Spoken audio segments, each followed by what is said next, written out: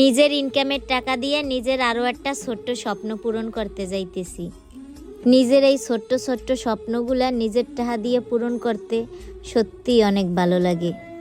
এই তো সকাল সকাল বাড়িতে ইট বালি সিমেন্ট লইয়ে ইচ্ছি নিজের একটা ছোট্ট স্বপ্ন পূরণ করার লাগিয়া। যারা প্রতিদিন আমার ভিডিও দেখে তারা হয়তো ধারণা করতে পারতেছে যে আমি আমার কি ছোট্ট স্বপ্নটা পূরণ করার জন্যে এই যে ইট বালি সিমেন্ট এইগুলো আনছি। এইদিকে বাবুর তো বালি সিমেন্ট দেখে এত আনন্দ হইতেছে, রাস্তার তা বালি সিমেন্ট আনিয়ে এরম ডোয়ার উপর দিয়ে সাজাইতেছে আর একা একা খেলাইতে আছে।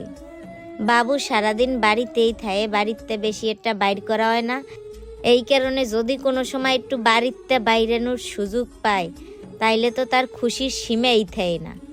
টিন দিয়ে বেড়া দেওয়ার পরে বাবু তো বেশি একটা রাস্তায় বাইরেইতে পারে না। এই যে এখন টিনটা খোলা পাইছে, এই কারণে বারবার রাস্তায় যাইতেছে আর বালি লইয়ে খেলাধুলা করতেছে। আমার ঠাম্মু তো আরে কোনোভাবে আটকাইয়েই রাখতে পারতেছে না, আর ঠাম্মু এখন ওর সাথে বলেও পারে না। সে এখন বালি লইয়ে খেলাধুলা করবে, আনন্দ করবে, তাই চাইতে আছে। আমরা কেউই কোনোভাবে তারে আটকাইয়ে রাখতে পারতেছি না। এর আগের একটা ভিডিওতে আমি কইছিলাম আমার ছোট্ট একটা রান্নাঘরের শখ, আর এই রান্নাঘরের শখটা পূরণ করার লাগিয়েই আজকে এই ইট বালি সিমেন্টগুলো আনছি। শীতকালের দিনে কিন্তু সব গাছের পাতাই অনেক বেশি ঝরে, আর এই খালি জায়গায় রাঁধতে গেলে গাছের পাতা পড়ে, এরপর পাখিতে যা কিছু করতে পারে।